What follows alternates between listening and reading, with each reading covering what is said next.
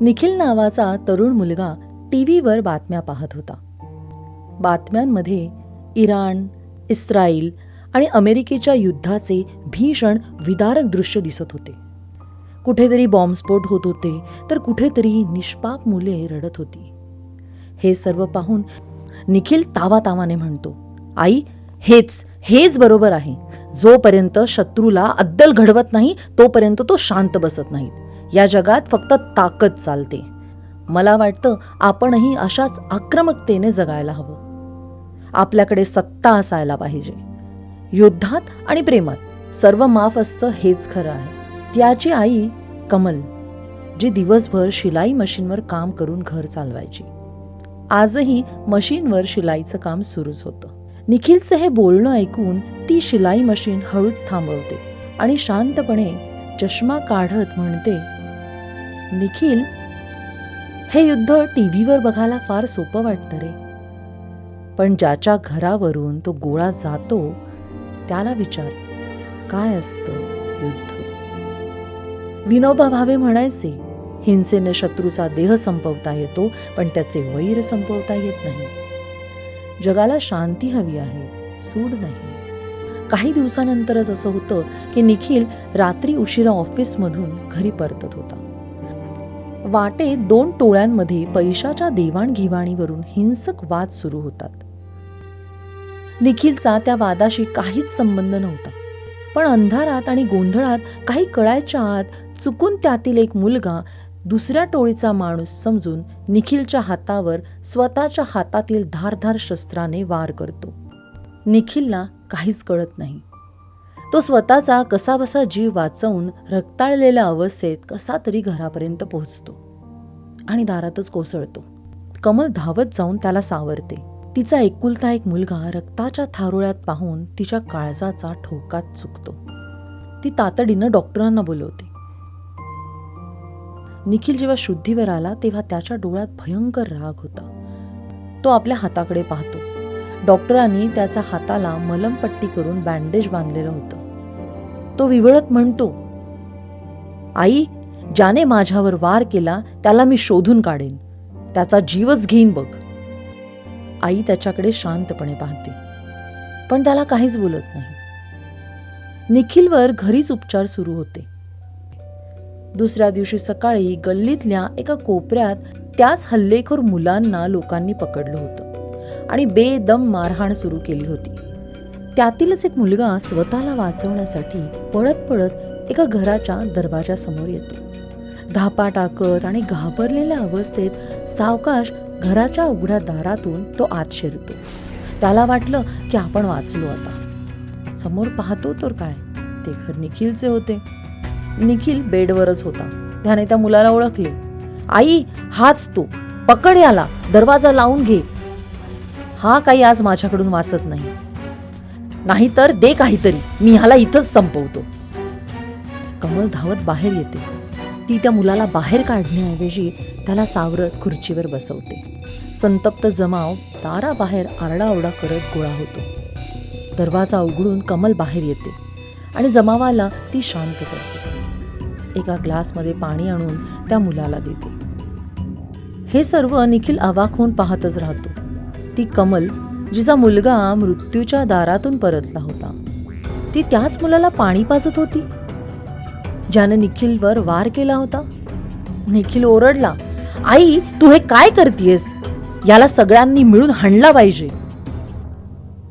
कमल शांतपणे निखिलच्या जवळ येते आणि त्याचा हात हातात घेऊन म्हणते, निखिल, हा मुलगा आता एक गुन्हेगार म्हणून नाही, तर एका घाबरलेल्या लेकरासारखा माझ्याकडे बघतोय.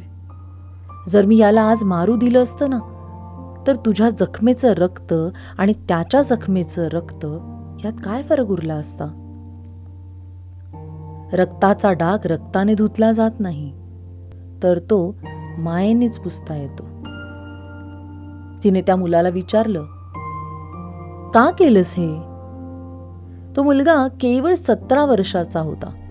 तो रडत रडत म्हणतो, काकू, मला माहिती नाही काय झालं. आमच्या बाळ्याभाईने सांगितलं पैशाचा मॅटर झाला आहे. आम्हाला त्याने खूप दारू पाजली होती आणि तिथं त्या मुलांचा बदला घ्यायचा म्हणून आम्ही गेलो. इतक्यात वाटलं हा मला मारायला येतोय.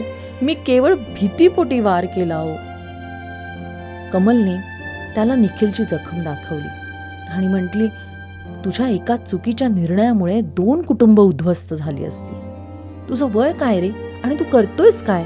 आज तुझ्या आईसमोर तुला असं रक्तानं माखलेलं नेलं तर तिचं काय होईल याचा विचार तरी केला आहे का? काय झालंय तुमच्यासारख्या मुलांना? असं विचित्र वागणं का सुरू झालं आहे? तो मुलगा मला माफ करा काकू म्हणत निखिलच्या पायाशी बसून सॉरी दादा, प्लीज सॉरी म्हणत रडू लागला. पण निखिलचा तो राग आगीसारखा अजूनही धगधगतच होता. निखिल ढकलून देणार तेवढ्यात त्याची नजर त्याच्या आईकडे जाते. आईचे डोळे पाण्याने भरलेले होते. तिनं नको बाळा असं म्हणत फक्त मान हलवली. तो आईच्या त्या कृतीने शांत झाला. त्याला जाणीव झाली की सत्तेपेक्षा आणि हिंसेपेक्षा क्षमा आणि अहिंसा कितीतरी मोठी असते. निखिल त्याला उठवतो आणि म्हणतो, हसू दे, सोड. केवळ लहान आहेस म्हणून तुला सोडतोय. पण गप्प घरी जा आणि शाळेला वगैरे जात जा. आणि शिक्षणासाठी तुला जर काही गरज लागली तर नक्कीच माझ्याकडे ये. तुझ्या चांगल्या कामासाठी या घराचे दरवाजे नेहमीच खुले असतील. हे सर्व पाहून कमलच्या चेहऱ्यावर एक आनंदाचे हसू येते आणि ती निखिलला जवळ घेऊन डोक्यावरून हात फिरवते. कालपर्यंत हिंसेचे समर्थन करणारा तिचा मुलगा हा जितका शांत शीतल झालेला पाहून तिला खूपच आनंद होतो. श्रोते हो, निखिल आणि त्याच्या आईची ही कथा आजच्या जगाला आरसा दाखवणारी आहे. आज जगात इराण, इस्रायल आणि अमेरिकेसारखी मोठी राष्ट्र एकमेकांवर बदला घेण्याच्या नावाखाली शस्त्र टाकत आहेत.